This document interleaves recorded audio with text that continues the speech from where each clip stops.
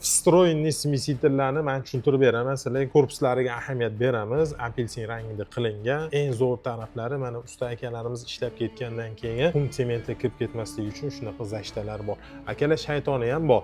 Shayton o'zi yo'ldan ursin. Nima uchun shayton qo'yiladi? Men tushunmadim. Kommentariyada yozasizlar. Ichlarini ko'ryapsizlar, toza eng yuqori sifatli latundan qilingan bo'ladi. Hop, keyingisi mana gusaklarni ko'rsanglar bo'ladi. Gusaklari ham yaxshigina og'irgina. Mana polniy mana rezbalari latundan qilingan. Mana asosiysi mana chashkasi bo'ladi, ya'ni yopib turadigan chashkasi. Bu ham yuqori sifatli 304 nerjaveykadan qilingan. Bor, gusaka bor, korpusi bor. Mana leykasi, tepadagi trapetskiy dushlari bo'ladi. Bularning ranglari grafitniy rangi bor, krom rangi bor, tilla mat bor, black qorasi bor. Kimga shunaqa встроенный smesitellar kerak bo'lsa, bizga aloqaga chiqaveringlar, yetkazib beramiz, o'rnatib ham beramiz. Alloh salomat qilsin. Qidirib yurgan akalarga tashab qo'yib, videoga like, podpiska bo'lib qo'yish esdan chiqmasin. Sog' bo'ling.